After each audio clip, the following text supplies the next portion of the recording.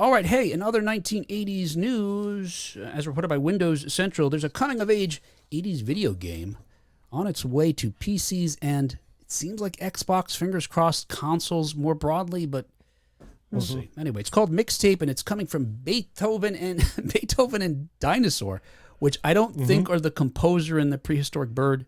It's probably the name of a studio. And it was previewed during the recent Xbox Games Showcase, as described on Xbox Wire Showcase. As described on Xbox Wire, quote, on their last night of high school, three friends embark on one more adventure together. En route to their final party together, a perfectly curated playlist draws them into dreamlike reenactments of their formative memories together. Oh my God. I'm ready. Just if that's all I read, I'd be into it. But the trailer really's got me hooked, and I'm going to share with everybody here. Take a look at Mixtape. Yeah. The trailer sells it. Really does.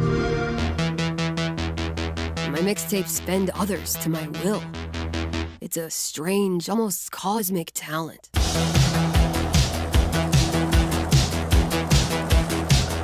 Go back to a time. And the music's so good. Summers lasted forever, when friendships were unbreakable and any trouble was good trouble. This year, I want to ride a flaming stallion of delinquency. Yes! What's your name again? From Beethoven and Dinosaur comes an adventure a lifetime in the making. Experience the freedom of the teenage wasteland, sneaking out, making out, avoiding the law, and maybe something a little more. Hey, can I stand up? Yeah, little Rockford, go nuts! Set to the soundtrack of a generation.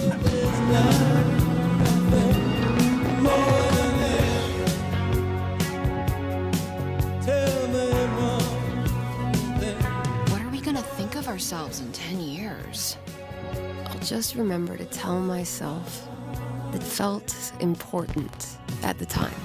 Your greatest memories are stored in music. You're invited to go back in Mixtape.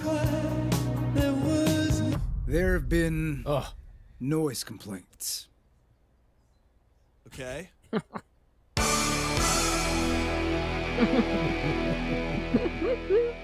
All right. I mean, sold. Yes. Right? Take my money, as the meme says. Yeah. I don't even play video games. Right?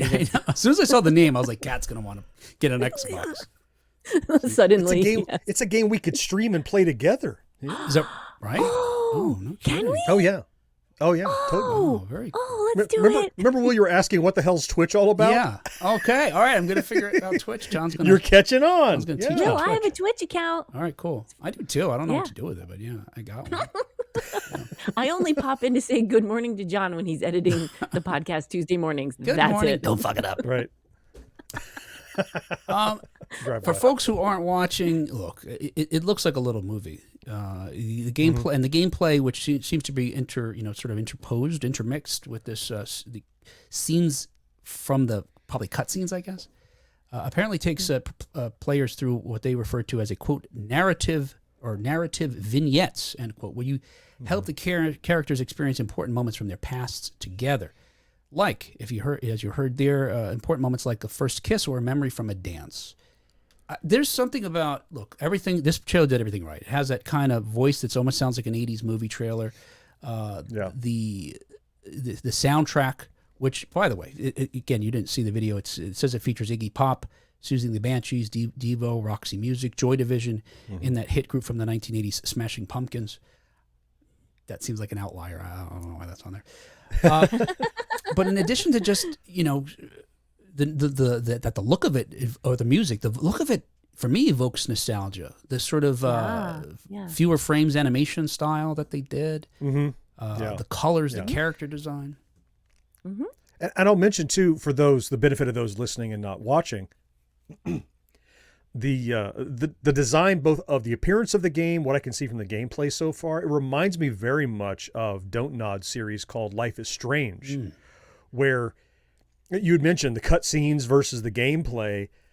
those all blend together almost like you can't tell which is which sometimes as you're exploring this world, but sometimes you will stop and there's this narrative that happens that you led up to, and then you get to live through it a bit.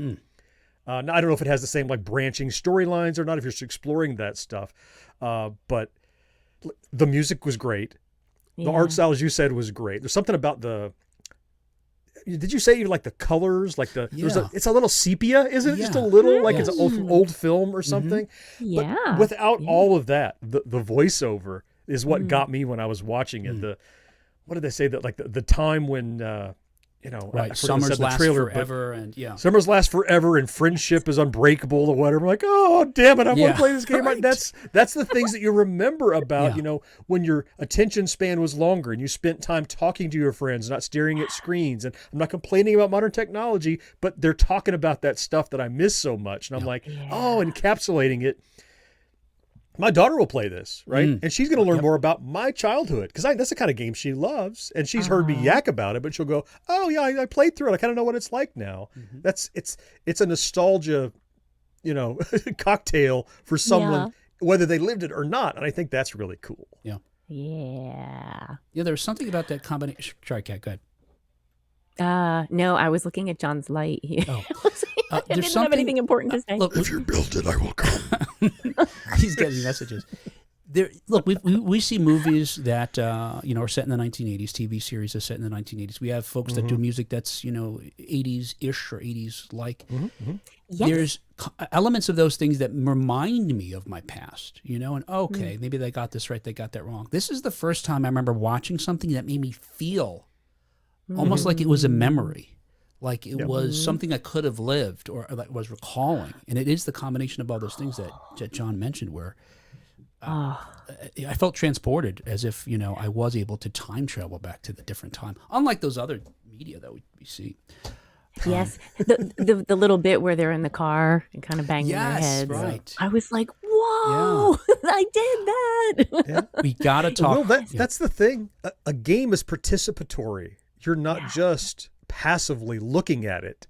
Yeah. You choose who to talk to and what to explore and maybe which tape, which track of the tape to play or whatever. You have some control over that, unlike those other media. That's why, for so many years, gaming was considered just like, this thing kids do. But that's not the case anymore, because it is such a mature media that people can evoke so much with it because you can put anything you want on the screen these days. It's not just pixels, and you can evoke feelings that otherwise you can't do because you're normally passive when you're music and film and television. I'm driving it, which is a unique experience that people have caught on to. But they've unlocked though, like what to combine, what to have and show in a way that, again, I don't know, they're tapping into something. I'd love to chat with the creators of this to see how they figured it out. I mean, it's something. I mean, look, it's everything. It's a movie. It's music. It's television. It just so happens to you're playing it. So it's almost, you have all of it in the one same place. If they could somehow figure out a way to spray like the scent of my, my cologne I wore in high school, or my girlfriend wore perfume. Right. When the kids are in the car, the smell of that rich Corinthian leather. Yes. Mixed with Aquanet. Yes. The Chrysler Cordoba. Some Old Spice that I smuggled from my dad's dresser. Yeah, all that. And the music piece, just having it be like using that theme of a mixtape, and they even say it in the trailer, whatever it is, music. Like transforms her reality. Our memories live in music or something, do they say? Yes. Our memories live in the music. I mean, that's so true. Yeah. Karen says it looks pretty, and Brandon says, I'm all in on this game. Great soundtrack, and Smashing Pumpkins just take my money. Well, the Smashing Pumpkins are taking his money because he was just at a concert. Yeah, there you go. More Smashing Pumpkins. And Karen throws another smell in there. A little Love's Baby Soft. Oh, yes.